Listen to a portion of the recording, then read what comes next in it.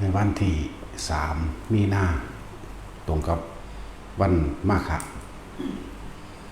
วันมาฆบูชาพอดีกสิมีนาคหลวงพระราชทานจากพระบาทสมเด็จพระเจ้าอยู่หัววชิรกรเกล้าเจ้าอยู่หัวก็มาบวชอยู่วัดเฮาหนึ่งองค์เป็นนาคพระราชทานสำหรับผู้ที่ต้องการอยากสิบวชอุทิศผลบุญกุศลต่างๆให้กับสมเด็จพระราชนีพระพันปีหลวงจังสิแต่สิมาร่วมในการบวชก็มาได้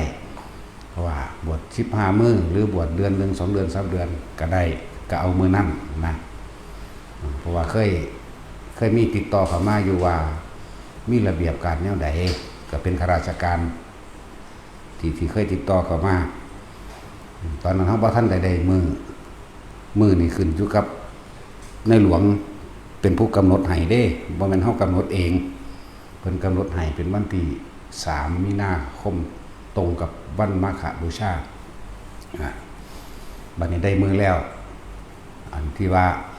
เคยติดต่อมานะกะมาบวชมื้อนั้นเป็นบริวารหรือว่ามันก็เป็นความตั้งใจของเฮานำว่าเฮาสิตั้งใจบวชอุทิศบุญกุศลต่างๆให้พระบาทสมเด็จพระเจ้าอยู่หัวพระพันปีหลวงหรือสมเด็จเจ้าอยู่หัวทุกพระองค์นั่นแหละเพราะว่าเฮาเวลาเฮาทำการอุทิศผลทานบุญกุศลกรรมดีต่างๆก็เรียกว่า ให้พระเจ้าแผ่นดินทุกๆพระองค์อยู่แล้วพูนมาแตะพุ่นล่ะ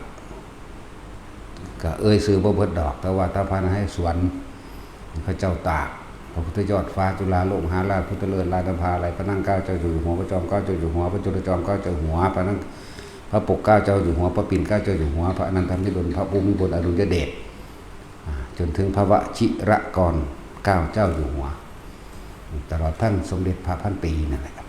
เฮาก็แต่พระราชินีหล่นแล้วเฮาเฮาเกิดในรัชกาลที่เก่าเนาะทั้งสั้นล่ะ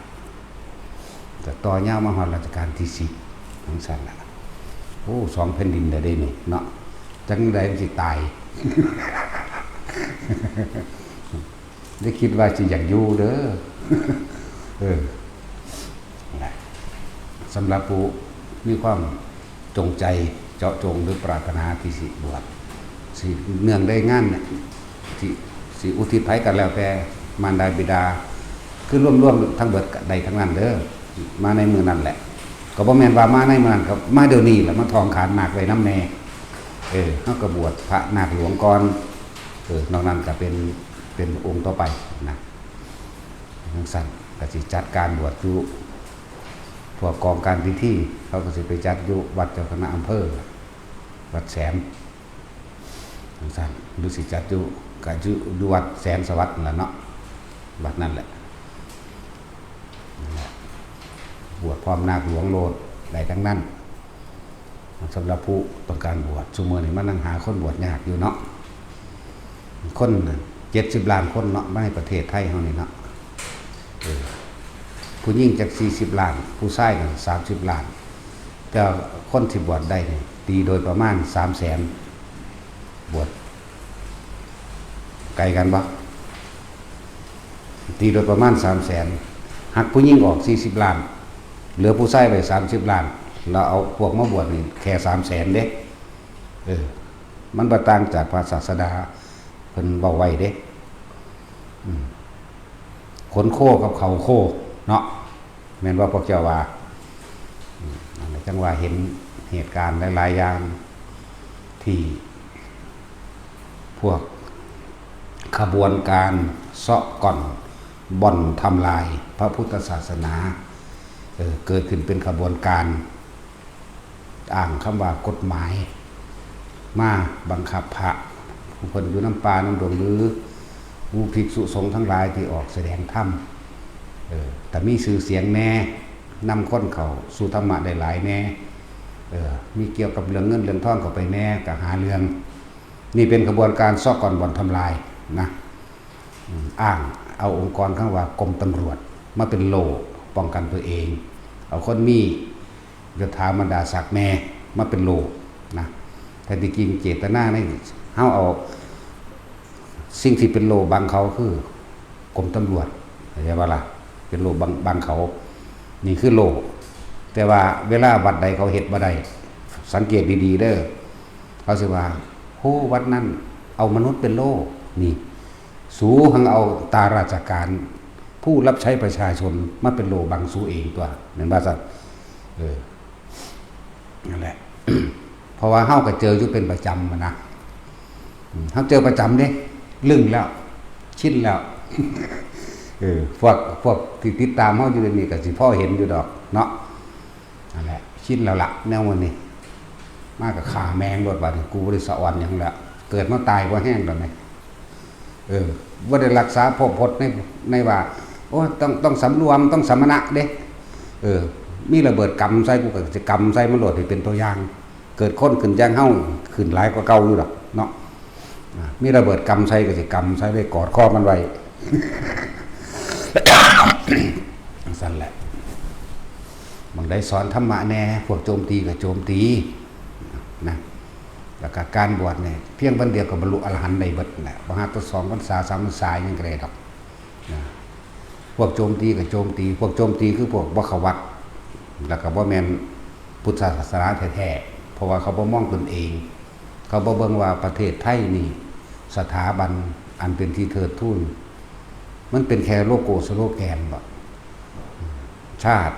หมายถึงประชาชนทั้งเบิดแต่ว่าแยกออกมาผู้รักษาชาติรักษาแผ่นดินคือทหารเขาก็ได้ค่าโจมตีศาสนานี่สถาบัน2ที่ว่าเป็นที่เคารพสูงสุดพุทธศาสนานี่เขาก็ด้อยค่าเขาก็โจมตีพระมหากษัตริย์เขาก็ด้อยค่าเขาก็โจมตีเห็นบ่3สถาบันนี่ถูกทิ่มแท่งลุกล่านอยู่ตลอดเด้ปานนั้นว่าเป็นสถาบันอันสูงสุดเนาะนั่นแหละบ่ได้ระลึกถึงบ่เวลาเกิดเหตุการณ์อีหยังขึ้นอีหยังก็ตามก็คนในชาติได้ซอยเหลือกันทหารไปรบหมู่ประชาชนทั้งหลายก็หาเข้าเป็นกองเสบียงหนุนหลังมาบ่มีหยังคือบุ๋มปนัดดาคือกันจอมพลังและอีกหลายๆคน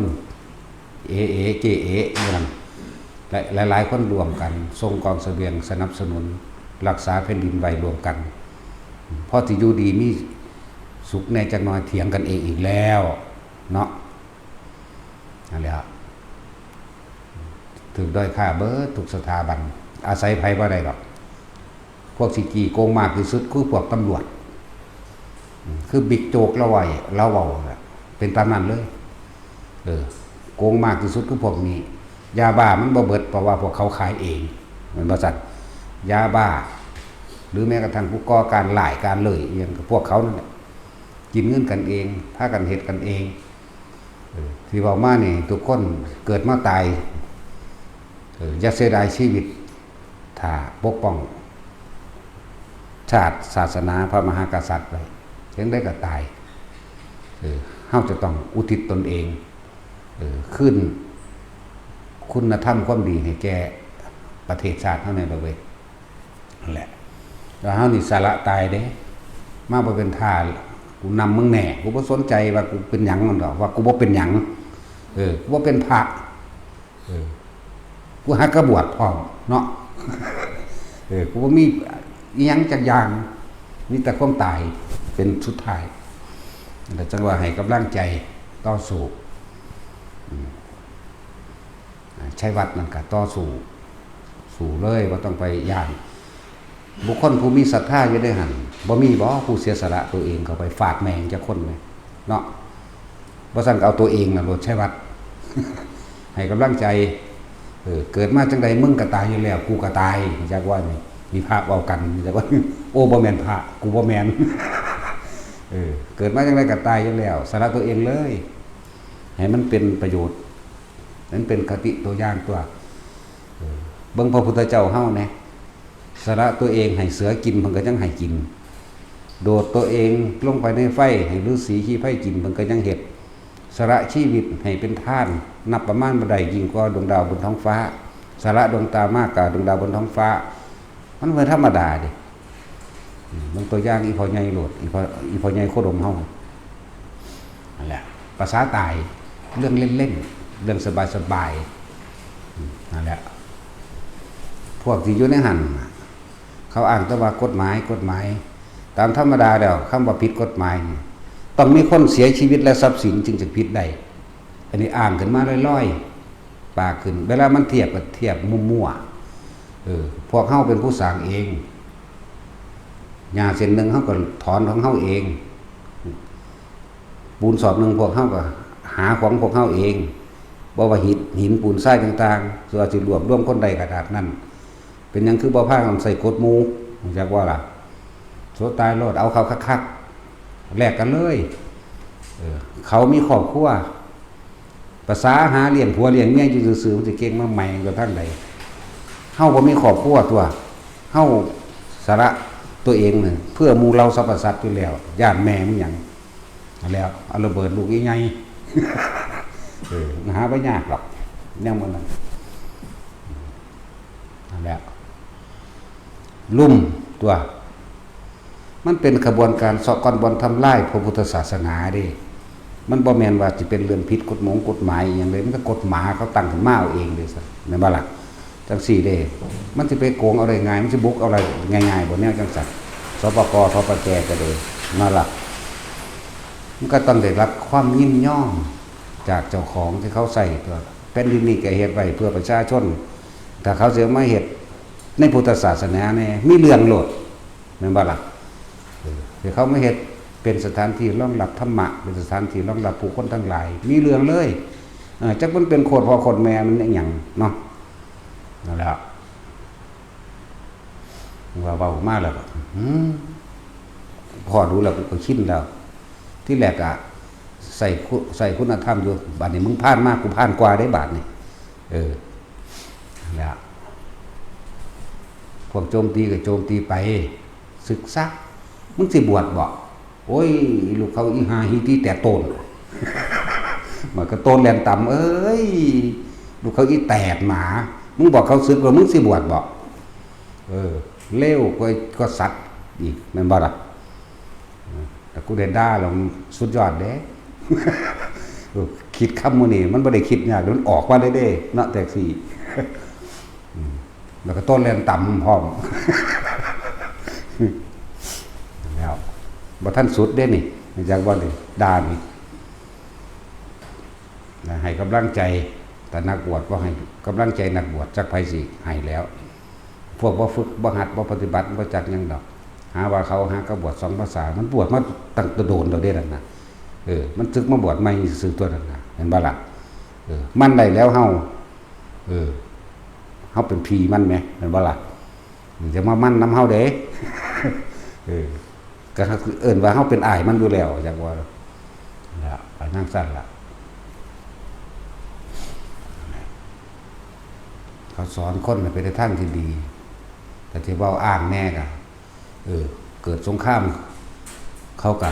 นำสิ่งนำของออกไปซอยเหลือให้กำลังใจหมู่ทหารหารมันบ่ล่ะบ่ว่าข้าวบ่ว่าน้ำบ่ว่าเงินและอุปกรณ์ความสะดวกสำคัญจะจำเป็นหลายๆอย่างเขาออกซอยอันพวกว่าน่ะมึงไปซอยแม่มึงหยังน้ำท่วมเขาก็ออกซอยเห็นบ่ซั่นน้ำท่วมก็น้ำโทรมเขาก็ออกไปซอยช่วยเหลือทุกๆคนสัตว์โลกแต่ทั้งพระเขาจะบอกว่าซอยสงเคราะห์โลกนะสงเคราะห์โลกสงเคราะห์ประชาชนผู้ตกทุกข์ได้ยากก็มีมันสั่นแหละน้ำท่วมก็ตั้งหลายเทื่อทหารรบมื้อนี้ก็ซอยกันตัวอุ้ยถ้าพระบ่ซอยแม่นไผตัวนี้มันสิมาซอยเบิ่งเอาในไปหยังอิหยังก็ดีเริ่มต้นตั้งแต่ก่อตั้งประเทศมาพุ่นพระนเรศแม่นไผล่ะเป็นผู้วางแผนนำกันอยู่หั่นแต่บ่แม่นพระหลวงพ่อหยังลืมแล้วนี่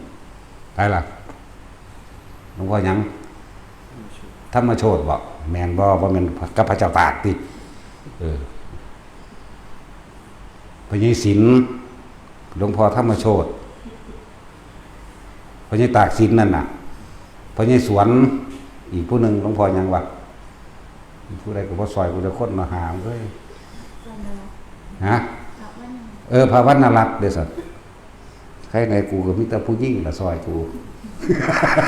แต่ถามผู้ซอยผู้ชายบ่ค่อยมาปานใดเหมือนกันเฮาเว้าล่ะข้าศึกมาแล้วข้ามันลุยน่ะกูไปผู้เดียวคือเก่าหันหลังกลับมาข้ามันว่าซั่นหันเบิ่งพูนเห็นแต่หลังเห็นแต่ก้นม่อนบิงคิงแลนหนี้ก็เฮาผู้เดียวคือเก่านั่นล่ะเอาแม่นอีหลีเด่นตอนนั้นก็เลย แม่แต่ตะกูผู้เดียวอีกแล้วพลิกวิกฤตเป็นโอกาสไปเลยตัวเนาะแต่มีผู้ยิ่งได้หรอออกมาซอยสุวรรณคือพระเจ้าพระเจ้าสินพระเจ้าตากสินเนาะก็นั่งโพกับนั่งพิมพ์ได้ออกมาซอยไหมแปลกประหลาดบ่ล่ะจังรุดออกมาได้สั้นแล้ว อันนี้เป็นเรื่องจริงเด้นี่สั้นแหละคือเห็นแล้วก็มันสลดใจในความผู้บรรลุเรื่องอีหยังบ่เคยไปบริจาคบ่เคยไปสร้างน้ำเขาบ่ฮู้ไปเห็นน้ำเขาไปโจมตีเขาเป็นทั้งเสียหายข่าวก็ออกซื้อแบบให้เสียหายไหมขายกุฏิหลังละ500,000นึงสิไหมเขาบ่ได้ขายเขาบอกราคานั้นผู้ใดอยากเฮ็ดก็ไปเฮ็ดมันบังคับกันได้อยู่บ่เงินอยู่ในกระเป๋าไผมันแม่นบ่ล่ะเขาบ่ได้ขายแต่มันมีเรื่องอันนั่นอีลีนเดี๋ยวเฮาไปหาอันหลวงตาสินครูบาทุยครูบาชัยบาดอนพระอินทร์บวกกันกับเฮามันสิบ่500หรือบ่ใส่กันอยู่นี่เนาะ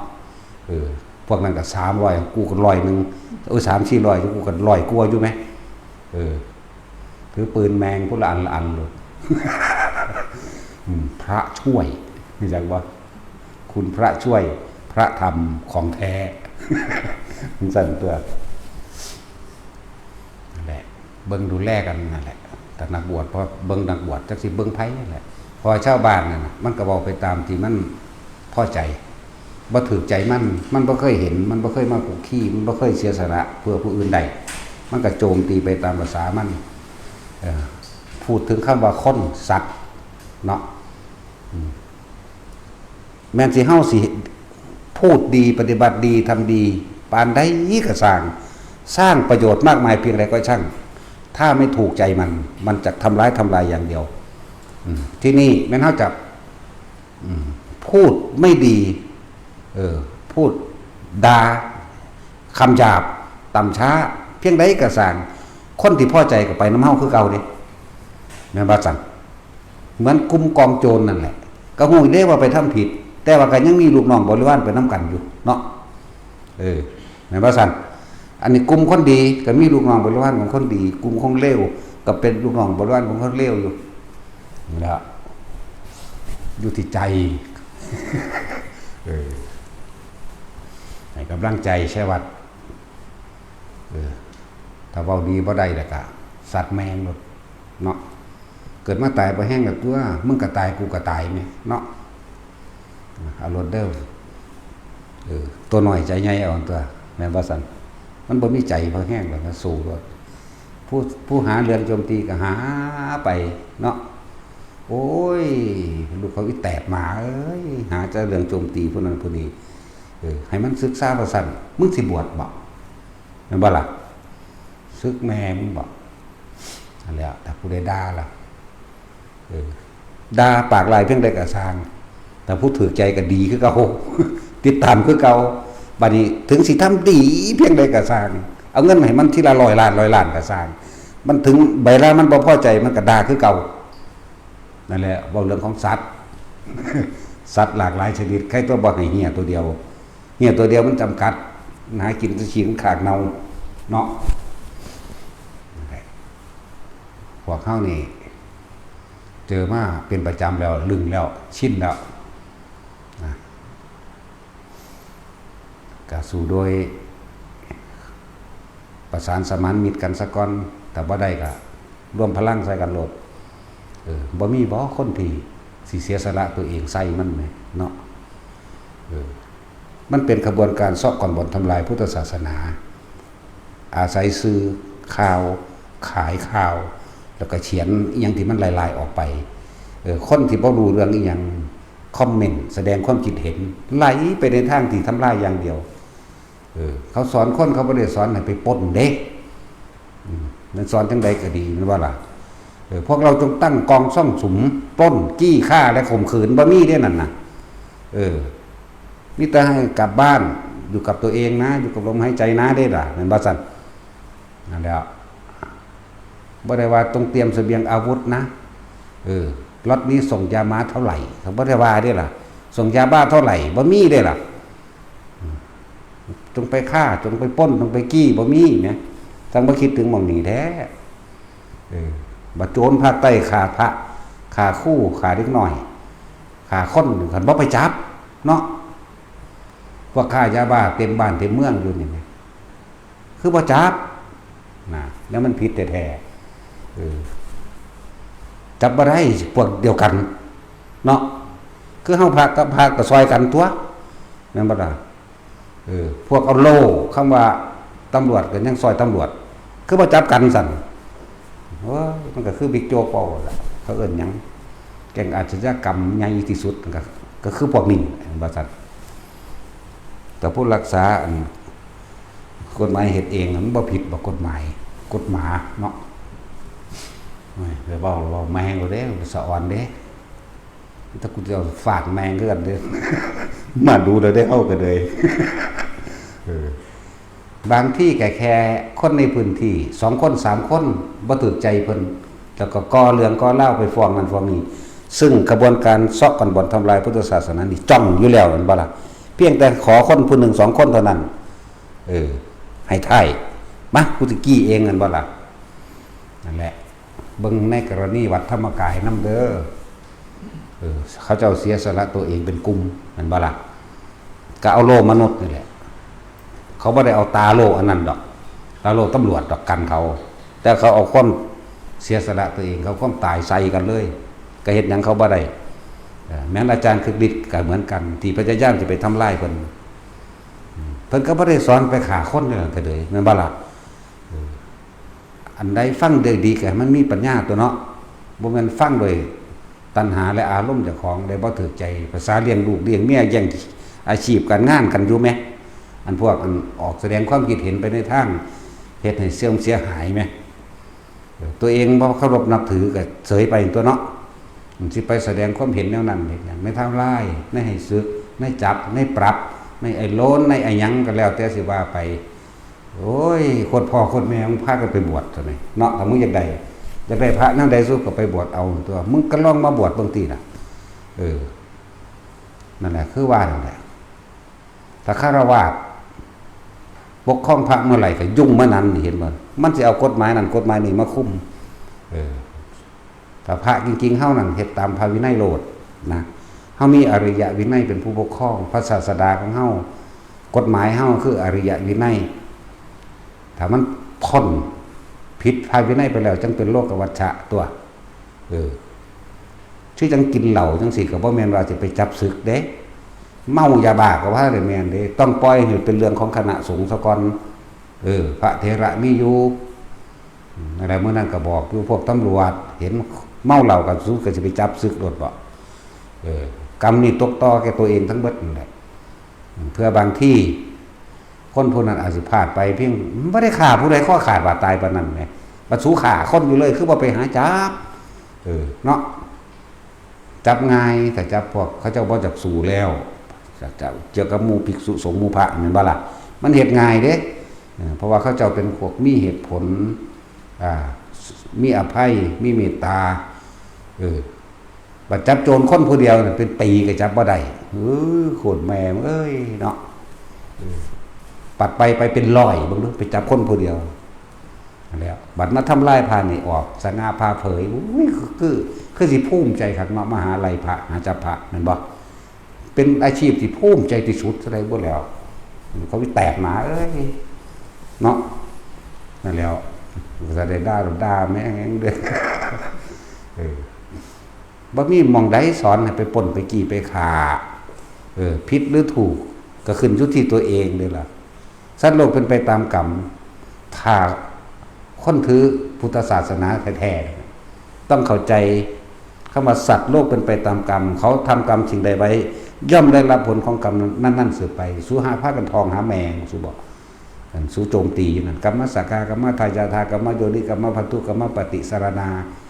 ยังกำมังคริสันติกัลยาณังวาปะบังวาตัสสะทายาทาภวิสันติทองหาโคตรพอโคตรแมงบอกทองเราไปโจมตีหาลังบักเคยบวชนั่นมันว่ามันเคยบวชตอนนี้มึงคือเป็นอยากมันหีเมียมึงอยู่สั่นเนาะออกจากหูเหี่ยวว่าท่านใดจะเสอะนะแนวมื้อนี้แม่นบ่ล่ะบ่ตัญญากตั้งแต่หีเมียมึงผู้เดียวเด้ญาติหีเมียผู้อื่นพร้อมจูงกันไปนำทางอีห่านั่นแหละก็ว่าเด้แม่นบ่ล่ะผู้หญิงก็คือกันหน้าเซิงเบิดนั่นล่ะลูกติดเขาก็บ่ได้เงิดเด้สิว่าหยังผัวติดกูก็เอาไหมเนาะอันนี้ลูกติดเขาก็ว่าพวกผู้หญิงพวกผู้ชายกันเมียติดกูก็เอาเนาะบ่ว่าแต่ลูกติดได้ผัวติดก็เอาแม่นบ่ล่ะถ้าตราบใดถึงยังบ่ทันได้ออกจากหูเหี่ยวได้อยู่นั่นแหละอย่าว่าหยังถอเนาะก็ไปหม่องมีศรัทธาตัวพระเจ้าปัสเสนเพิ่นก็ยังถามพุทธเจ้าเฮ็ดบุญหม่องใดได้บุญหลายพระเจ้าข่าเฮ็ดบุญหม่องที่ตัวเองมีศรัทธาเด้อแน่มีความเชื่อมั่นตัวอันนี้บ่ศรัทธาเขาบ่เคยไปหาเขาบ่เคยซอยอันนั้นนี่กับเขาสิไปยุ่งกับเขาหยังเนาะถ้าพระว่าเข้าข้างพระไผสิไปเข้าข้างกันเด้อดิเพราะว่าเฮาเอาตามพระวินัยไงผิดจำนึงมันก็ตามพระวินัยคือเก่าขายยาบ้าเมายาบ้าพวกนี้แต่เขาเจ้ามีหัวใจว่าบวชโดยศรัทธาจากแต่ละพลาดไปแล้วพระผู้ใหญ่ก็เป็นผู้ตัดสินบ่แม่นตำรวจตัดสินให้พระตัดสินซะก่อนถ้าพระตัดสินว่าจังใดก็เป็นเรื่องของพระเป็นเรื่องของเวรกรรมของพระนำหรือในเชิงคดีว่าเขาเคยทำผิดฆ่าคนมาแล้วปล้นจี้มาแล้วแต่ว่าเขาพ้นคดีมาแล้วสิไปจับเขาสึกบ่ได้เด้อนะถ้าสิเว้าเรื่องพุทธกาลโจรองคุลิมานฆ่าคนบ่สัตว์ผิดบ่สัตว์พุทธเจ้าให้บวชพระเจ้าปัสเสนมาถามมาถามพุทธเจ้าว่าได้ยินข่าวว่าบวชให้องคุลิมานพุทธเจ้าถามขึ้นถ้าเธอเห็นถ้ามหาบพิตรเห็นองคุลิมาน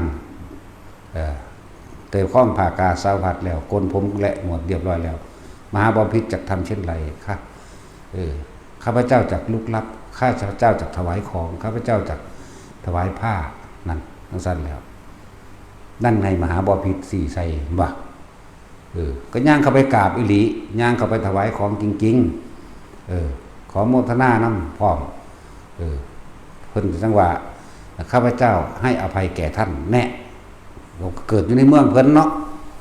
จังสั่นตัวโจร500บวชหลายโพดแต่ว่าโจร500บวชแม่นบ่ลูกศิษย์ของสังกิจจะสามเณรมื้อนี้แน่สาคดียังฆ่าคนข่มขืนฆ่ามันพ้นไปแล้วบวชได้บ่แม่นว่าบวชบ่ได้นั่นแล้วถ้าเอาฆราวาสมาปกครองมาออกกฎหมายคุม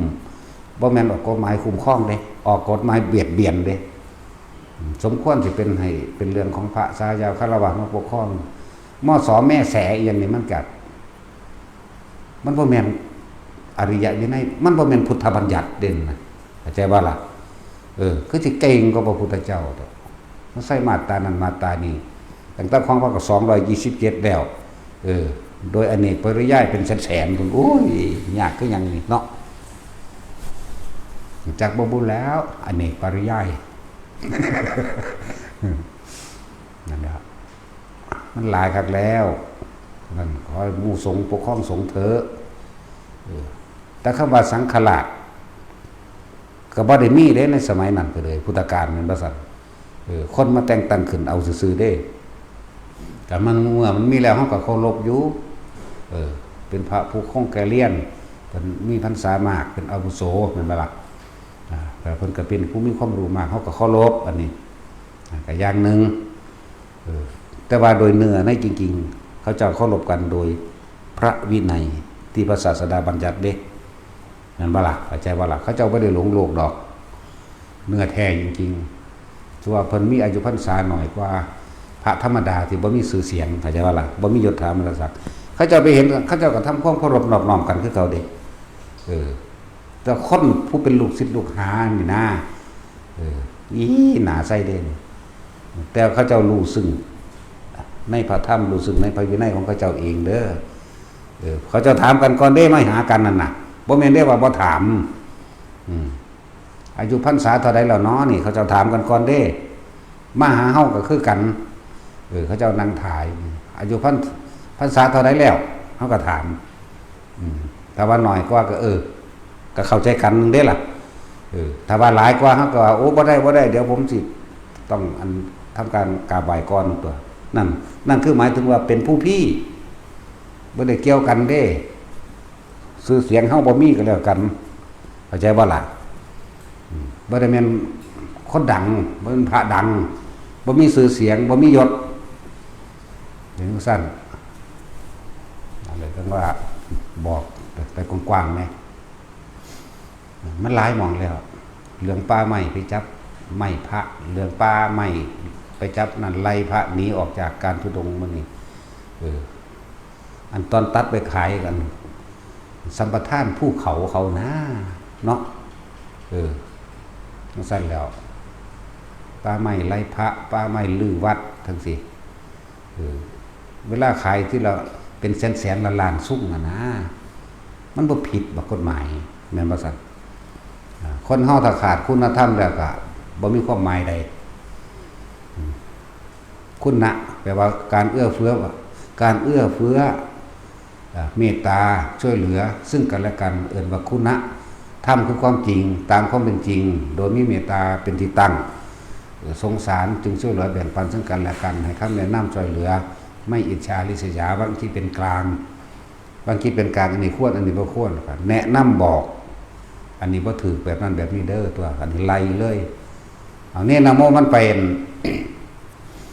ขึ้นผู้ลังกาเนาะเก็บค่าบัตรเด้30 บาทมันจะเอาเงินมาทางไหนมันจะไปทางไหนบ่มี20 บาทกำยองๆแล้วมันก็โยนไปเลยลมพัดปิวแล้วแล่นกุนน้ำเอาไหมอยู่ผู้ลังกาอันนี้นั่นแหละพวกป้าไม้เนี่ยเนื้อเมียนแมงบัดละพวกนี้ปราบคนเลวหรือฆ่าคนเลวไม่บาปมีผู้เดียวเนี่ยเบาอยากบ่ล่ะบ่บาปดอกเอามหาโจรผู้นั้นปล้นจี้ข่มขืนผู้ใดไปกระทางมันแต่มีผู้ใดผู้หนึ่งไปฆ่าให้บ้านเมืองก็สงบโดยภายนอกพร้อมนั่นบ่ล่ะโดยภายในก็สบายใจได้กูไปหาอยู่หากินได้เนาะย่านก็บาปหลายเท่าเว้ยนั่นแหละของบางอย่างก็ต้องอาศัยสิ่งนี้แต่เราไม่ได้ทำเพื่อเอาแพ้หรือเอาชนะกับใครเราไม่ทำเพื่ออาฆาตเราไม่ทำเพื่อส่วนตัวเราทำเพื่อทำให้เกิดความสงบสันติไม่ถือเอาความแพ้ไม่ถือเอาความชนะเข้าใจว่าล่ะถือประโยชน์โลกเป็นสำคัญประโยชน์ส่วนรวมเป็นสำคัญไม่ได้เห็นแก่ตัวไม่ได้เห็นแบบเพื่อตัวเองจากว่านี่ตั้งหากจุดหมายเอานะอันแล้ว อันพวกมันดาไปทางนั้นมันไปสงคอโลกบางใดแต่สงคอหีเมียมันน่ะหัวมันบ่นั่นน่ะกูก็ไปเห็นว่าพ่อสิหลอดอีหยังเนาะด่าหลายก็เลยกูของปากหลายก็สู้อีกก็แล้วกันนะคำด่ากูหลายกว่านี้เนาะ นั่นแหละจังว่าอภูตวาทีนิรยังอุปติบุคคลผู้ใดกระช่างถ้ากล่าวตู่ใส่ร้ายบุคคลผู้มีความบริสุทธิ์ไม่ได้ผิดตามที่ท่านกล่าวตู่ใส่ร้ายตามความบริสุทธิ์ใจนิรยังอุเปติบุคคลทั้งหลายเหล่านั้นจงลงสู่นรกนั่นแหละอภูตวาทีนิรยังอุเปตินั่นแหละนี่ดาตั้งตะค่อยเบิ่งวันนี้มันเป็นแมงก็เห็ดใส่กระเพาะแท้บาดพวกเดียวกันคือว่าไปเห็ดโยนกันไปโยนกันมาเอาไปมาค่อยๆจางออกแล้วเด้อจากว่าล่ะที่ปั่นข่าวขึ้นมาสิจับกันเองมันบ่จะจางออกล่ะเอาละบัดนี้ไปเอาหมองมันง่ายนะจังสั่งผลงานที่น่าภูมิใจจับพระเนาะเขาคือที่ภูมิใจในอาชีพเขาหักในไรพระจับพระโอ้ยลูกเขาอีกหานี่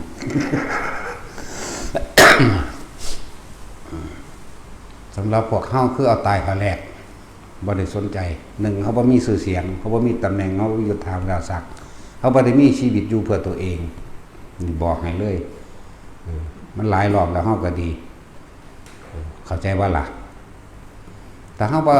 ปกปักรักษาป้องกันตนเองในสิ่งที่เฮามีอยู่เฮาได้มาบ่ได้ไปเบียดเบียนทำลายไผเด้คือคนเขามาแกล้งเฮาคนบ่พอใจเฮา 2-3 คนนั่นเด้ซึ่งมันก็บ่เคยผ่านมาทางนี้บ่จักหยังซ้ำแม่นบ่ล่ะได้จังหวะกับพวกบ่อนพวกอัน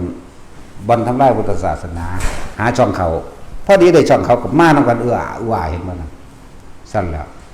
เฮาบ่จักฮอดเฮาแหมสีหน้าด่าเวิร์กจังแม่นไผหลวงพ่อมโนจักเป็นไผ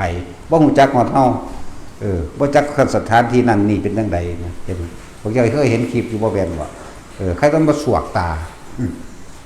สวกแน่กูสวนมึงคือกันแหละว่ากูสิย่านพระกู100กว่า200กว่าตีนอยู่เด้อสิบอกให้แต่นี่นะโมน้อยๆมันยังสู้ถือค้อนไว้เลยเด้เอามึงเก่งมึงแนวซั่นมึงฮู้บ่พระกูอยู่นี่มีเท่าใดยันว่าพระกูอยู่นี่มีเป็น100 200ตีนพุ่นเด้ว่าซั่นพอเข้าใหญ่แล้วก็สิบ่สู้บ่เนาะนั่นแหละป้องกันตัวพวกเฮาสร้างมาถอนหญ้าก็ถอนพวกเฮาถอนเองขุดดินกับพวกเฮาเองหาไม้มากับพวกเฮาเองถ้าบ่รักษาสิ่งที่ตัวเองมีอยู่ไว้เพื่อลูกหลานข้างหน้าหรือเพื่อกัลยาณมิตรทำไปข้างหน้าไผสิรักษาให้เฮาสร้างมาโดยเฮาเองเฮาบ่เคยไปเฮ็ดช่องเฮาบ่เคยไปเลียไร่เฮาบ่เคยอีหยังแต่เรื่องบอกให้ท่านนี่บอกผู้ละบาทแน่ก็จังซั่นแล้วบ่ได้หลายเด้ล่ะพุทธบาทเด้อ2 บาทเด้อล้านนึงก็เอาเนี่ยก็เว้าจังซี่ตัวบ่ได้ไปบังคับไผฉะนั้นต้องรักษาสิ่งที่พวกเฮาสร้างมาด้วยชีวิตเฮาเองจังได๋ก็เกิดมาตายบ่แห้งใช่มั้ยเนาะหลายหม่องแล้วที่เขาถ้าเขาทำลายหม่องใหญ่ๆลงได้นะหม่องน้อยๆสบายมากเข้าใจบ่ล่ะอันนี้ 2-3 องค์นี้ 4-5 องค์เขาหาเรื่องใส่ได้หนีแตกง่ายไปหาวิธีเอากฎหมายทั้งโลกมาควบคุมพระนั่นแหละเฮาน่ะเฮ็ดตามพระวินัยพ่อคำสั่งไผเฮาก็บ่สนใจนอกจากคำสั่งของพระพุทธเจ้าเฮาก็ผิดเองเฮาก็ฮู้เองของเฮาอยู่แหมเนาะมีมาตลอดตะกี้ก็ดีหงายหลังตลอดนั่นแหละนั่นว่าซั่นเดี๋ยวก็ใส่พระปกครองเด้เถระพระครูซั่นพระครูเด้เพิ่นว่าเพิ่นฝ่ายปกครองตัวเองได้หรือยังเฮาก็ถามขึ้นพระวินัยตัวเองรู้จักบ่พระครูเด้พระขี่ก็มีเอาว่าเนาะซั่นแหละไปสอนหยังแนวนั้นไปเว้าหยังสิให้สอนแนวใดซั่น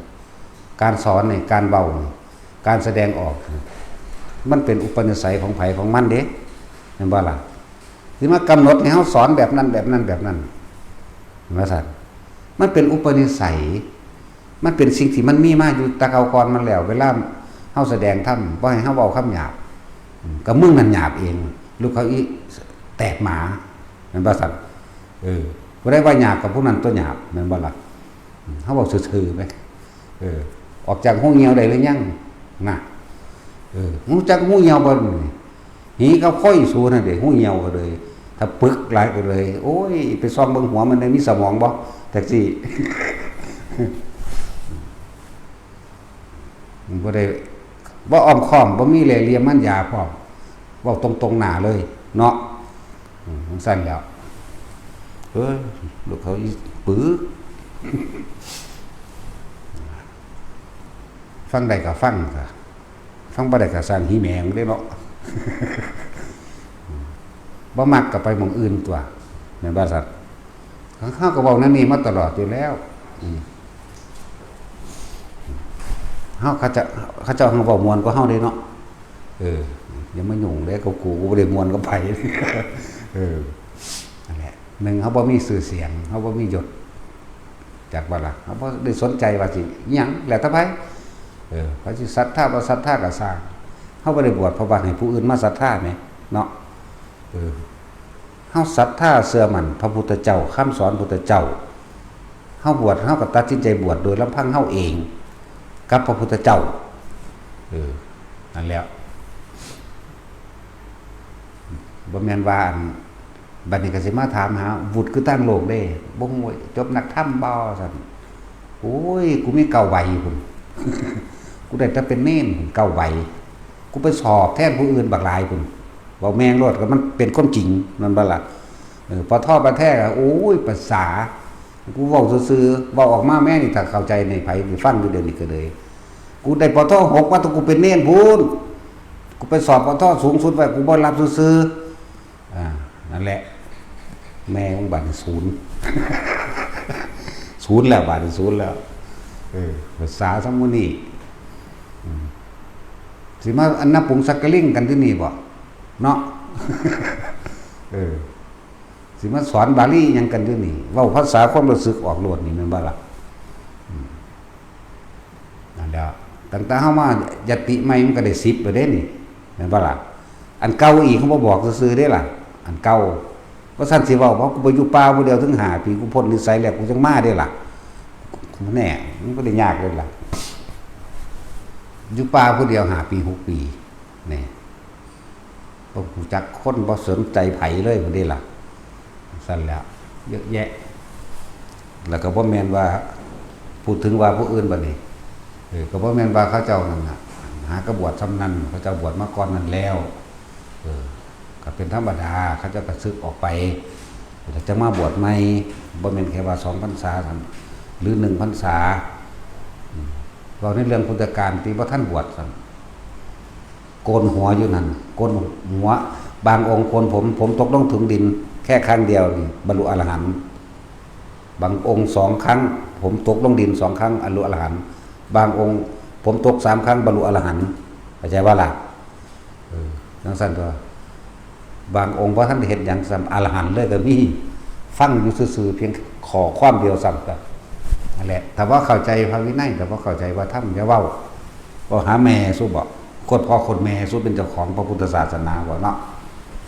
การว่ามันหูจักอีหยังบักเคยบวชก็คือกันมึงทึกไปเอาเมียหาแม่มึงบ่ซักญาตินำลูกส่งลูกอยู่มั้ยเนาะทั้งนั้นแล้วบ่ได้เว้าผู้ใดศรัทธาเด้เนาะแต่ว่าในสมัยปัจจุบันเฮาย่านไผที่สุดพระพุทธเจ้าผู้ที่2 ไผหลวงตาบัวนั่นเด้ผู้ย่านนั่นแหละปัจจุบันอันนี้ครูบาอาจารย์เฮาเป็นไผมันก็อีพ่อใหญ่บัวนั่นแหละย่อมให้เบิดนอกนั้นก็มีอยู่ครูบาอาจารย์แต่ว่าที่ย่อมลงจริงๆคืออีพ่อใหญ่บัวด่าตะคนดอกมันก็เลยหายดอกมันก็เลยแต่ว่าบ่แม่นจังเม็ดเด้อนั่นแม่นเอาแล้วสิว่าหยังภาษาสำพวกเฮาเด้อหมู่ภิกษุสงฆ์ทั้งหลายฟังพระพุทธเจ้าเฮานั่นถูกด่ามาตลอดเว้าถึงเพิ่นแล้วมันหยุมเขาในหัวใจโดดดอกนี่จังมันหยุมบ่มันอึบเข้ามามันกึกเข้ามาโดดเพิ่นเสียสละตัวของเฮาขนาดใดต้นฉบับซ้ำเนาะถ้าชาวบ้านหรืออันอื่นๆลัทธิอื่นๆเฮ็ดใส่เพิ่นนั่นน่ะยังบ่เท่าใดเด้แต่ว่าลูกศิษย์เพิ่นผู้บวชนำเพิ่นเองติแม่นบ่ล่ะอันนี้เป็นตาเจ็บใจว่าซั่น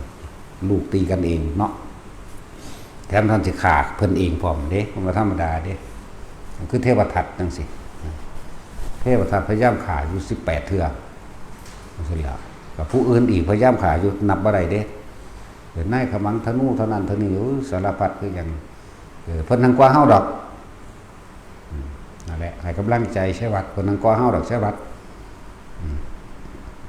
ตีนถีปากแมงหลด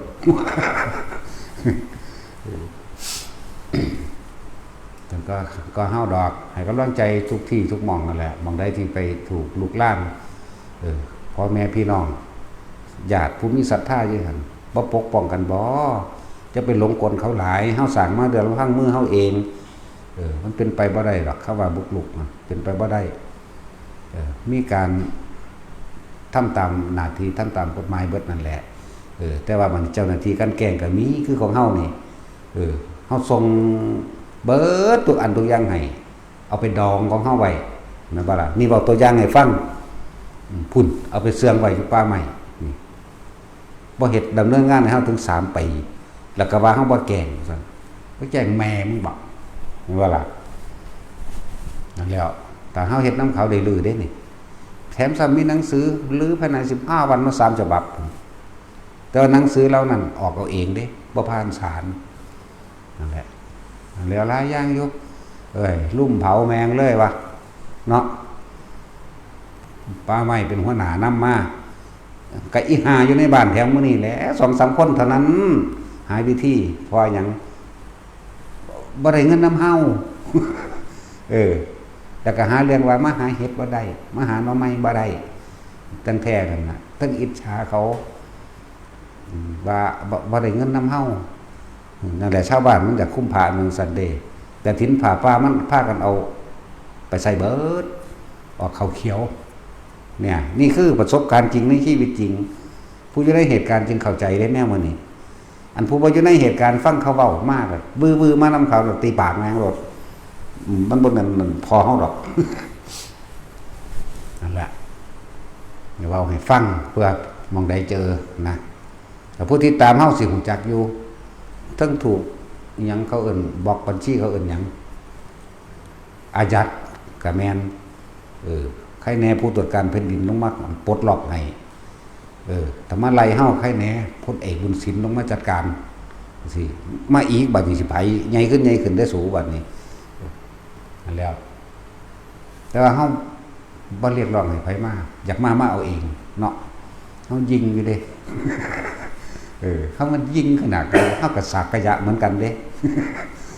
เฮาสักกะยะลาดเด้เป็นผู้มีความเย่อหยิ่งในตนเองพร้อมเนาะบ่ขอความช่วยเหลือจากไผแต่ไผอยากสร้างบารมีก็มาเอาเองตัวเนาะเสียเฮาไปเอิ้นบ่เอิ้นเป็นเด้อมันแต่สิเอาตายเขาแลกในลำพังตัวเองนั่นแหละให้กำลังใจสถานที่ใดๆที่ถูกป่าไม้รังแกถูกตำรวจรังแกถูกสปก.รังแกร่วมตัวกันที่บอกให้เคล็ดลับของข้าราชการถ้าเฮาร่วมตัวกันแล้วใน4-5 คนก็สร้างเข้าไปเลยแต่เป็นตำรวจเข้าไปในโรงพักบักใดเห็นบ่ถือตีเลยไปฮอดลุ่มตีเอาตุ่มตำรวจมันบ่จกปืนยิงได้ง่ายๆดอกจักบ่ล่ะมันบ่จกปืนยิงได้ง่ายถ้าเฮาผิดจักบ่ถ้าเฮาผิดเฮาฟ้องอย่างอื่นไปพร้อมมันได้ง่ายใช่ว่าล่ะถ้าเฮาผิดได้ง่ายเด้บ่ต้องไปย่านถึกจับดอกพากันโห่เข้าไปเรื่อยๆถ้ามันผิดมันได้ออกยื้อไว้ป่าไม้ก็คือกันเข้าไปสำนักงานมันเลยมันอยู่ไสบ่กี่คนดอกวางเดือนที่แล้วมันก็มาเอาเงินอันเขาไปขนดินซื้อมันก็เอา 3,000 ผมโคตรแม่งนี่ผู้เจ้าของรถก็บ่อยากบอกซื้อกูสิเข้าไปเติบมันไปหาหอดเงื่อนมันเลยบ่ต้องไปย่านถ่ายรูปไว้ยังก็ดีทั้งสั้นแล้วบอกซื้อถ่ายรูปไว้ฟ้องเข้าไปเฮ็ดแมงเบิดทุกอย่างแต่มันยังเฮ็ดเบิดทุกอย่างเนาะเคล็ดลับกับข้าราชการเด้อร่วมตัวกันเข้าไปตีมันเลยที่นี่ถ้าเป็นตำรวจตีในโรงพักถ้าเป็นสปก.ก็ตีอยู่ในหม่องสำนักงานมันถ้าเป็นอีหยังที่อยู่ในหยังล่ะเขานี่น่าที่ดินก็ตีแมงในที่ดินนั่นแหละฐานผิดได้ง่ายเอาเรื่องจนได้สู่คนหลายว่าได้ซุมื้อเนี่ยคำว่าราชการมันแปลว่าผู้มารับใส่แผ่นดินเด้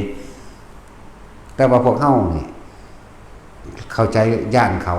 ว่าแต่ของเป็นคนจนแต่เขาว่าเอาตำรวจมาจับขึ้นศาลรถอย่าไปย่านซื้อว่าสิขึ้นได้แล้วเทื่อ2 เดือน 3 เดือนก็บ่ขึ้นไหนจักเทื่อดอกยิ่งพวกข้าราชการที่ขึ้นศาลมันทั้งย่านย่านหลายง่ายบอกความรู้ให้แต่เป็นป่าไม้ก็ไปตีในหม่องรถเผาพร้อมกับเผาเลยคนชาวบ้านบักหลายตัวย่านแม่มึงหยังเนาะ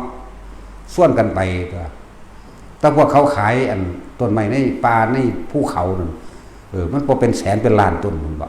ซ้ำสิมาเผาทานซ้ำสิมาเฮ็ดเฮียน10 ต้น20 ต้นนี่มันน้อยดอกเนาะร่วมโตกันย่านนั่นแหละแต่เป็นตำรวจก็ตีในโรงพักบักใดจื้อหน้าจื้อตามันไว้ซัดแม่นตีนถืบโลดถ้าเป็นผู้ว่าที่ว่าการจังหวัดนั่นบ่เอิ้นหยังวะสารกลางนั่น ก็ขึ้นไปตีโลดตั้งแต่กี้เฮาเฮ็ดมาแล้วอยู่อำเภอห้วยเม็กเฮ็ดมาแล้วตะกี้เขาว่าท่านเอิ้นอันผู้กำกับแล้วเขาเอิ้นสารวัตรถึกตีนมาแล้วล่ะสารวัตรตะกี้ก็ดีห้วย30คนซาตำรวจตัวนั้นหน่อยนึงแม่ไปฮอดก็นำเอาเลยได้ล่ะบักหานั่นหามบ่อยู่คือปาดหูเขาแล้วยกตัวอย่างบ่ดีให้ฟังแต่ว่าเพื่อดีเพื่อปกป้องตนเองปีนั้นกาฬสินธุ์ประท้วงมันสับปะหลังจักวะผู้ใดสิพ่อข่าวๆใดวะแล้วผู้ว่ากับปากบ่ดีซะเขาไปตีนถือเอาตี้พวกสหพวกนั่งขึ้นหน้าห้องมันสู้คนหลายได้บ่เขาก็นำเอาเขาก็นำทั้งนั้นหาทั้งออกบ่ได้เขาไปฮอดเขาก็ตีนนำเอาเลยตัวผมไม่อยู่แล้วอยู่วัดหนึ่งว่าไม่กับตำรวจรวมกันมายึดไม้ทำไมกับตำรวจมายึดไม้อยู่ในวัดแล้วก็เอาไปกองไว้ลงผักเพิ่นหวังว่าวัดสิไปไทยเงินจากว่าล่ะเฮานี่ละพาคนไป30 กว่าคนไปฮอดก็ตีตำรวจบัดทุกคนพร้อมป้าไม้พร้อมแล้วก็คุ้มเขานั่นเอาไม้ไปส่งกูหม่องเก่าเรื่องบักใหญ่เลยบาดนั่นนังมีผู้มาไกลเกลียนั่นน่ะย่านให้อยู่กันได้เนาะจังซั่นจังซี่คุยไปเด้ดีให้อยู่กันได้เนาะต่างบ่เอาเรื่องเอาเล่าต่อกันเนาะซั่นบัดทั้งหยังทนายใหญ่เขาเอิ้นผู้ตัดสินเขาเอิ้นหยังปบุญจิ้มนะอัยการบอกผู้พิพากษาบอกไม่ที่เขาบริจาคมาวัดก็ตามโรงเรียนก็ตามโรงพักก็ตามสถานที่ต่างๆอันเป็นของทั้งราชการตามพวกเจ้าจะไปยุ่งแน่บัดเขาตัดสินกันเลยจากว่าหลักนี่เป็นหลักมันทางใดหลายนะสิมาตรวจสอบเส้นทางการเงินของพระเขาไม่ได้ไปรับจ้างเขาไม่ได้ไปทำธุรกิจมันก็มาจากศรัทธาตัวเราคนมันดักไว้ว่าจะอ้างศรัทธานะต่อไปนี่มันว่าบ่อ้างจะอ้างยังกันอ้างมึงบ่โอ้ยอีหาเขาก็เตรียมใจมาให้กับเรื่องของเขาตัวในบริษัทมันบังคับความคิดกันได้บอกบังคับให้คนบริจาคเป็น15 ล้านเลยบอกโอ้ยเขาแตกหมาเซิ่งกันอยู่เฮียนกันมาหยาบในบริษัทหาเงินเลี้ยงลูกซะลูกเขายิ่งหาฮีที่แต่โตนเซิ่งกันอยู่หันแหละมันสิซอยโลกซอยสงสารได้ซ้ำใดเลยนี่โอ้ยบอกมาแล้วกูจะไปเซิ่งซะว่าอีหานี่เอาน้ำบัตรสินนั่นแหละไม่ได้ยานหรือซ้ำบากมันบ่มีบ่แห้งหรอกล่ะจากบ่ล่ะไม่มีนั่นแหละถึงบอกกันแต่ละคนถ้าเฮาบ่ปกป้องตนเองไผสิปกป้องเฮาซุมื้อนี้เชื่อใจไผได้บ่เอาแม่นบ่ล่ะตำรวจเชื่อใจได้บ่เป็นตาย่าน100 เท่าพันทวีคูณเด้น่ะแม่นบ่ล่ะหูยเขามาไกลเด้ถ้าผู้ใดเอานกจอกมาเลี้ยงเว้าได้พร้อมนั่นแหละจังเชื่อเข้าใจบ่ล่ะเอานกจอกมาเลี้ยงเว้าได้พร้อมเด้บ่แม่นเอาแค่คุณเด้เข้าใจบ่ล่ะนั่นแหละตัวรายการถ้าเฮาเกิดมาก็พอได้แนวนั้นแม้กระทั่งพอเจ้าของก็เปลี่ยนตะสั่งตำรวจเว้ยไปหาเก็บแกกินดีเขาเนาะเนี่ยเฮาก็ได้เข้าข้างอย่างเม็ดเด้แล้วมันบ่ถูกนะแต่สายนั้นก็ผู้อื่นเว้ยแม่นบ่ล่ะเรื่องหน้าที่ผิดถืออย่างหนึ่งเด้อบ่แม่นเรื่องพ่อเรื่องพ่อเรื่องลูกก็ต่างหากเด้แต่ว่าเรื่องคุณธรรมก็ต่างหากเข้าใจบ่ล่ะเนี่ยเฮาพอแต่แนวจังสั่นทหารอันเกณฑ์มีแต่ลูกหลานชาวบ้านเฮา1 ดอกบ่เป็นหยังดอกพวกนี้เป็นตาสงสารน่าสงสารเขาเสียสละแขนขาไว้ว่าแม้กระทั่งชีวิตพวกนี้นี่แหละทั้งว่าชาติก็คือพวกทหารนี่แหละรักษาแผ่นดินศาสนากับพุทธศาสนานี่แหละพระมหากษัตริย์เพิ่นทำเพื่อแผ่นดินคักบัดนี้เนาะ ในหลวงรอเก่าเท่าใดโครงการเหตุมาสำเร็จแล้วหลายอะไรอย่างนี้ไปหาบอกให้เพิ่นอยู่พวกนี้ละคุณจะไปสอนมันกาแมงรถพวกจังสิว่ามีค่าจังดอกชาติศาสนาพระมหากษัตริย์ใน3สถาบันก็ยังถึกด้อยค่าได้ภาษายังก็พวกเฮานี่ให้กำลังใจแต่ละคนด้วยว่าจงปกป้องตนเองตามความเป็นจริงนะเฮาบ่ได้ปกป้องโดยการโกงเฮาบ่ได้ปกป้องโดยความเอาเปรียบเข้าใจบ่มีเล่ห์เหลี่ยมบ่มีมารยาใดทั้งสิ้นถ้าอันใดเฮาได้มาโดยสุจริตเฮาเอาทำเป็นใหญ่กฎหมายมันว่ามาได้ก็สร้างคำว่ากฎหมายนี่จะต้องมีคนเสียชีวิตและทรัพย์สินมีผู้เดือดร้อนได้รับผลข้างเคียงนี่จังเอิ้นว่าผิดถ้ามันเว้าแต่เรื่องกฎหมายนั่นเมียนโลดสอนแม่มันตายเสมอกันเกิดมาตายบ่แห้งแล้วแม่เนาะมันต้องมีผิดตัวนี้นำตัวโลกนี่ก็อยู่ด้วยความเมตตาอาศัยซึ่งกันบ่แม่นสิอาศัยแต่อำนาจมึงก็เอาตาโลแล้วมากันมึงคือกันนั่นแหละกูก็สิเอาโลกมนุษย์นี่แหละกันกูมันบ่ล่ะนั่นบ่ล่ะจังซั่นล่ะให้กำลังใจทุกสถานที่ที่มีปัญหามาตลอดตะกี้เรื่องจันทวันแน่เรื่องบ่น้ำพระอินทร์แน่เรื่องของเฮานี่แน่ตาดแข้งแน่บัดนี้ใช้วัดแกเอาได้ละลาก็สิเป็นหยังน้องกูแม่เนาะสั่นแล้วนั่นแหละเขาบ่มักดอกเว้าแนวนี้น้อยคนได้ที่สิมักเห็นบ่แบบนี้บ่แบบหมานี่หรือเลื่อยหมาไปอีกก็ได้ว่าบ่ได้ไปเงินไผเด้บวชนี่บวชนำพระพุทธเจ้าทำตามพระพุทธเจ้าคนมันบ่ได้สอนเรื่องมรรคผลนิพพานเด้พ่อกับแม่ฮักลูกแท้ๆยังเบานิพพานให้ลูกได้สิ่งประเสริฐสูงสุดมีแต่บอกเรียนหนังสือเก่งๆเด้อสิได้เป็นตำรวจสิได้เป็นทหารเห็นบ่ซั่นสิได้เป็นครูสิได้เป็นนั่นได้เป็นนี่ถ้าผู้ใดดำๆแน่ก็ไปเอาผัวฝรั่งเด้ออุ้ยไปเอาผัวนิโก้กูเนี่ยก็บ่ไปเนาะคือบ่บอกแม่แต่ผัวเขาเหม็นเป็นหลาคือว่านึงได้เอาแต่ผัวฝรั่งนั่นแหละจังซั่นแล้วนั่นแล้วสิ่งที่ประเสริฐสูงสุดก็คือธรรมะนี่เด้ล่ะในชีวิตของพวกเฮาทั้งเบิดรวยก็มึงรวยไปตายนั่นแหละคนรวยเขาบ่ได้เงินเด้ถ้าไม่มีคุณธรรมเข้าใจบ่ถ้ารวยมีคุณธรรมซอยเหลือคนทุกข์คนยากคนจนซอยเหลือเป็นปากเป็นท้องให้กับหลายๆอย่างนั่นแหละน่ากลัวเฮาสิย่านที่สุดคือคนมีคุณธรรมอย่าถ้าเลวสาระเลวคนพาลก็บ่มีย่านแล้วกันมีแต่สิหาทางขาเนาะแสงสั้นก็บ่มีผู้ใดย่านได้คนเลวเลยหาทางขาเพราะทั้งเขาสิเฮ็ดตำรวจมาจับเอาตำรวจไปฆ่าเอาทหารไปฆ่าบ่แม่นบ่ล่ะสั้นแล้วพยานคนเลวล่ะนั่นแล้วสิ่งที่น่ากลัวที่สุดคนที่น่ากลัวที่สุดคือคนที่มีคุณธรรมคนที่สร้างประโยชน์ต่อสาธารณชนและเป็นประโยชน์สิเป็นกุศลคนพวกกันแม้กระทั่งเคยบวชหรือบวชอยู่หรือชาวบ้านใดก็ตามเป็นตัวจากอายสร้างนี่เนาะพญาสร้างสัตว์ท่านขนาดนายพรานโสนุตระนี่ยิ่งตรงสะดือมีความเจ็บปวดอย่างรุนแรงใส่ง่วงใส่มือค้ำไปถือขาผ่ากาสาวพัดถกมือขึ้นปั๊บเห็นบ่นี่ตามธรรมดาธรรมชาติแล้วสัตบุรุษทั้งหลายพอสมควรที่จะทำร้ายบุคคลผู้มีผ้ากาสาวพัดอันเป็นธงชัยแห่งพระฤาษีสมัยตะกี้เอื่นว่าพระฤาษีอันเป็นธงชัยแห่งพระอรหันต์สมัยสุนีเอื่นวางที่นั่นแหละถกปั๊บเหลือบตาเบิ่งทำของพรหมน้อมเสยเด้เห็นไหมล่ะจักบ่ล่ะพวกเจ้าเคยได้ยินได้ฟังบ่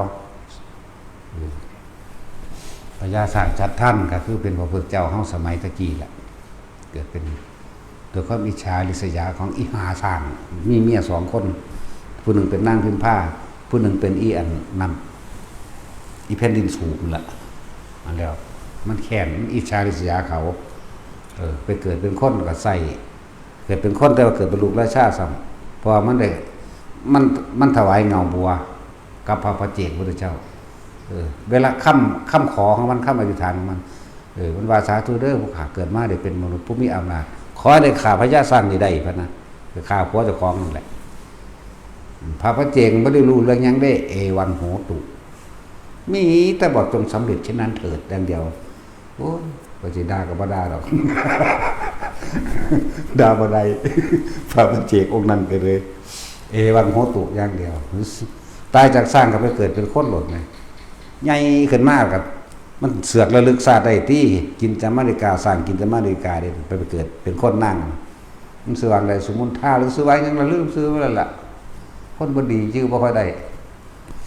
นั่นแหละก็ไปหานายพรานคนหนึ่งคือมันแค้นเข้าใจว่านี่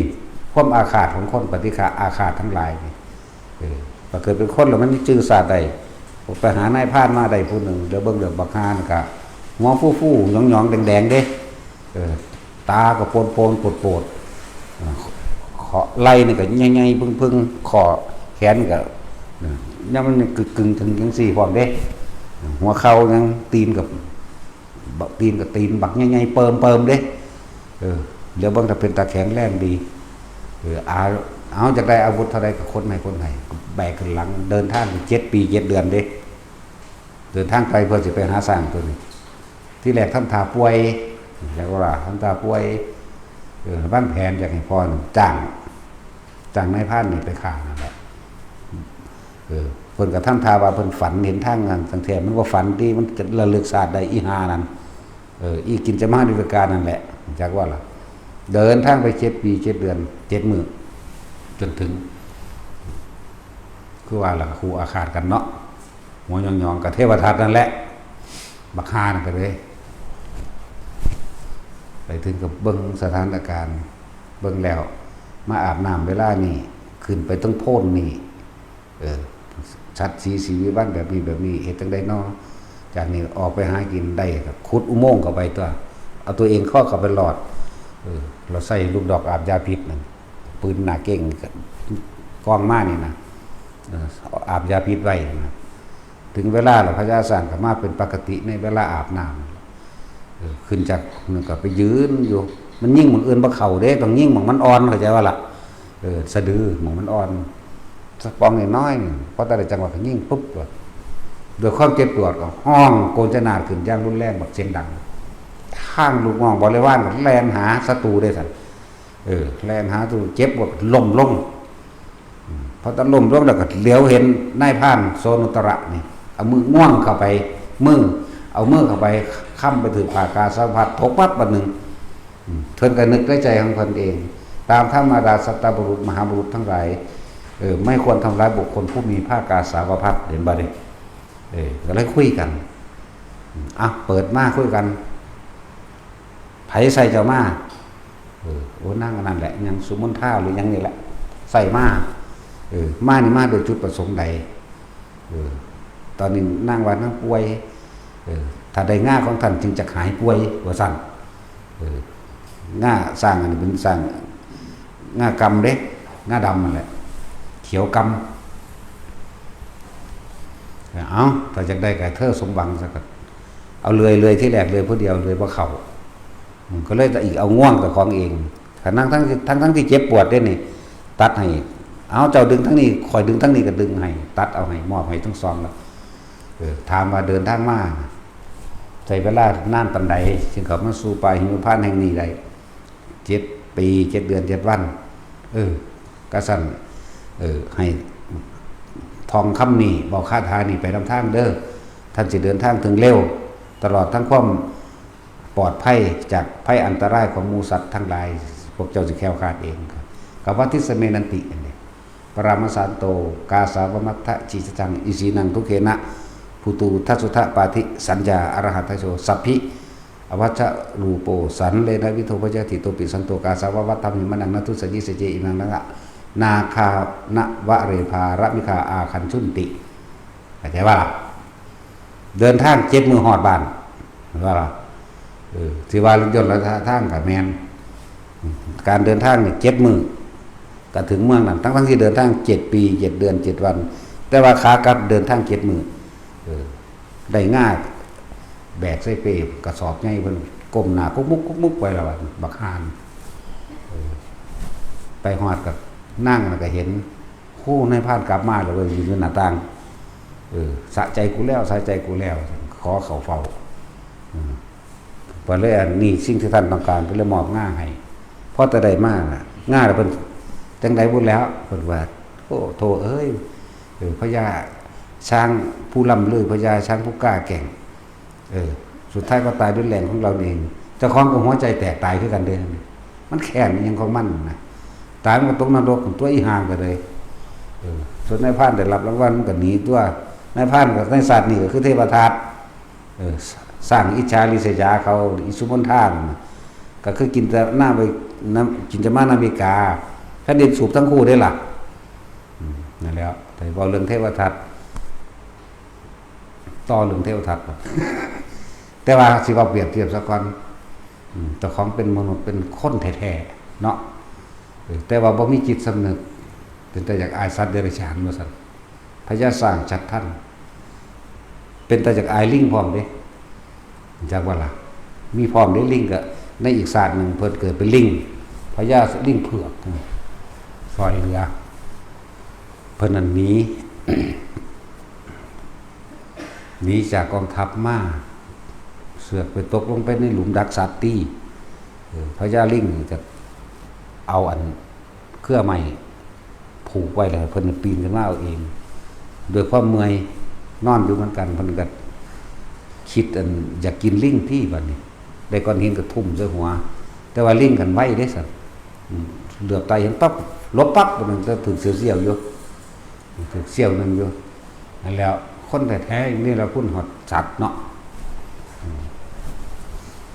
แต่สุดท้ายมันแต่ขนาดนั้นก็ยังเมตตาอยู่เด้โอ้บักหามันกินกูขึ้นกกไม้ไปกระโดดไปใส่นำทางให้ออกจากป่าได้กลับไปฮอดป่าละฮอดบ้านมันละมันยังบ่ยอมอีกเด้มันไปตัวพระราชาว่ามีลิงทองตัวนึงลิงเผือกเป็นพญาลิงเผือกมีสีทองขนสีทองผู้ใดได้กินสิได้อมตะว่าซั่นพระราชาก็เอาอีหลีไว้มาผ้าโมมาหูจักแล้วผ้าโมมาบึมมือไม้พุ่นละมาเรื่อยลิงนี่หูจักแล้วนี่ละคนแน่นอนบักกันนี่นั่นแล้ว เพิ่นก็เลยเว้าคำก่อนขึ้นมาหนีทับคนหนีทับหนีตายหนีทับพอความขี้ขาดตาขาวเมื่อมาถึงคราวตกลงในสู่หลุมเดรัจฉานซอยเอาไว้แต่ว่าอยากกินเขาแท้อย่างนี้ละเหมือนมัน30-40 ปีเราตาอ่านมานี่ จะกินเขาที่พระราชากับมีปัญญาแน่บัดนี้ฮะนี่ทับเป็นบอกมื้อนั้นน่ะย่อมที่บัดนี้ลิงซอยมันบ่ลิงซอยแต่ก็สิเอาก้อนหัวไอ้ก้อนหินทุบหัวลิงเพื่อสิกินเนื้อแม่นบ่แม่นที่หลอกลวงเฮามานี่แปลว่าแค้นลิงมันบ่จนใจที่บัดนี้เอาไปมาเขาก้อนหินทุบหัวมันตายซ้ำทิ่มลงมันเก่าแหละนั่นแหละโอ้ยมันหลายเทเดถ้าสิเว้าเรื่องนิทานเนาะสั่นแหละหลายโพดแต่ว่าเปรียบเทียบว่าคนแท้ๆคือมาสัวสาเลวแท้คือหาคุณธรรมบ่ได้แท้เนาะหมู่ภิกษุสงฆ์องค์เจ้าทั้งหลายแหล่เหมือนสามเณรนิดหน่อยเตะตะกร้อฟุตบอลลำโพงดึงเพลงก็สร้างเขาไปหยังกับลูกหลานเจ้าของคือเก่า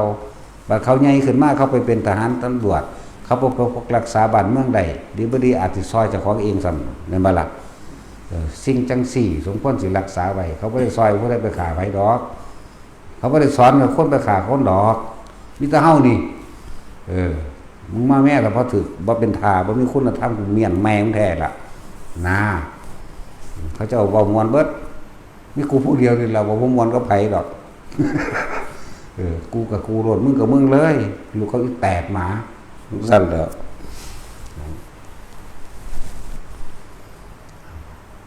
แต่ว่าให้กำลังใจกันพระบ่ซอยพระสิซอยไผ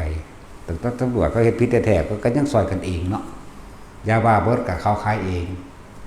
พนันออนไลน์สแกมออกสแกมมือมองมันเป็นอันตรายยิ่งกว่านั้นเป็นคือบ่ยังไปเพเป็นหมื่นล้านแสนล้านแม่นว่าซั่นแล้วว่ามันบุกลุกป่าไปจับเขมรค่ะแม่ไป เอาขึ้นมาแต่แม่4จังหวัดกูนั่นน่ะแม่นว่าล่ะไปเอาขึ้นมาแม่มาเก่งแมงกับผู้เขาเจ้าละออกมาแล้วแท้บักใดอีใดที่มันสนับสนุนกันสู้ลองร่วมตัวกันไปเอาขึ้นมาแม่ปุ่นที่เขมรยึดไปแม่นบ่ล่ะรู้จักซัมบาบูเนี่ยจัง4 บาทดิโอ้ยนั่นแล้วพัตตบองศรีโสพลรู้จักบองเป็นประเทศใดล่ะประเทศไทยได้นั่นน่ะพัตตบองศรีโสพลเขมราชเสียมราชโพธิสัตว์4จังหวัดอีกจังหวัดนึงเป็นจังหวัดพิบูลสงครามแต่ว่ารวมกันออกมาให้เป็นเสียมราชเหลือแค่3จังหวัดเดี๋ยวนี้มักจากนั้นมาเป็นศรีโสพลจากจังหวัดโพธิสัตว์มันก็มีตำรานมาได้นั่นน่ะพุทธเจ้าเคยไปอยู่หั่นเหี้ยตาบอดครั้งนึงมันหิวแลนมาแมงได้ล่ะพุทธเจ้าเลยย้อนเข้าจักหน่อยสแตกแล้วเสือกอธิษฐานขอได้ฆ่าคนบักนี้เราคุณใหญ่นี่เดี๋ยวก็ตายดอกเนี่ยตายเดียวจังซั่นแล้วบ่เรื่องจริงนี่แหละอยู่เดี๋ยวนี้แหละนั่นแล้วถ้าเก่งอีหลีนั่นน่ะสิมายึดเอาหยังกับหมู่พระสงฆ์องค์เจ้าเพิ่นคือบ่ไปยึดเอา3-4จังหวัดขึ้นมาตำรวจก็ดีทนายก็ดีแม่นว่าล่ะไปยึดเอาขึ้นมาเถอะแม่แผ่นดินเท่าไหร่อยู่ในหันเท่าไหร่มันหลายหมื่นไร่อยู่เด้อล่ะของเพิ่นว่า 2,000 ไร่นึงได้มากก็โดยถูกบ่ได้บังคับเอาของไผดอก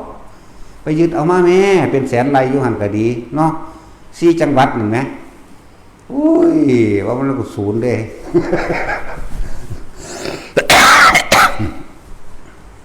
เสียไปแต่ละอันแต่ละหม่องไปยึดขึ้นมาแต่เนี่ยมาเก่งอย่างตะพวกเดียวกันในประเทศเดียวกันนี่สุดท้ายมาเวลานั้นขอเขาอยู่เขากินซอยเหลือกันคือเก่าตัวเนาะอุ้ยสังว่ามีสมองแท้ไปซ่องเบิ่งในเด้อมันมีอยู่บ่มันมีจักหน่อยอยู่บ่สมองอยู่ในหัวมันบอกว่าศูนย์เว้าเดือนเดียวเลยมื้อนี้เว้าพวกสารเลวนี่แหละนั่นแหละตั้งแต่พญายได้สวนกูชาติมานี่กับพระได้ตีคู่กันมาอีพญายศิลป์กูชาติมากับพระได้ตีคู่มา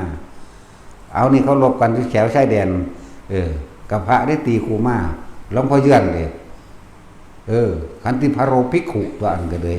ดำๆน่ะรู้จักว่าเดี๋ยวนี้หลวงพ่อดำๆนั่นน่ะแต่จริงก็เคยรู้จักว่าหลวงพ่อเยื่อนนั่นน่ะขันติพระโร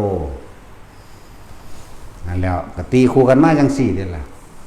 แล้วทุกครั้งที่มีน้ำท่วมทุกครั้งที่มีสงครามในแบบนี้มีแต่พระได้เฮ็ดหลายกว่าหมู่อีกอันพวกอันไปคอมเมนต์อันไปด่านั่นนะมันไปซอยแมงทางใดตอนนี้เซิ่งกันอยู่เฮือนก็สิมาหาด่าคนอุ้ยศูนย์ว่ะเอาสมาทาน